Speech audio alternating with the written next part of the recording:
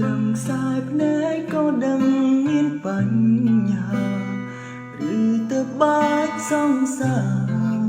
ទើបធ្វើឲ្យអូនហូរទាំងភ្នែកហេតុអ្វីថ្ងៃនេះចំឡាយជាពុំពេកឃើញអូនហូរទាំងភ្នែកទើបធ្វើឲ្យមកត្រូវលងស្រី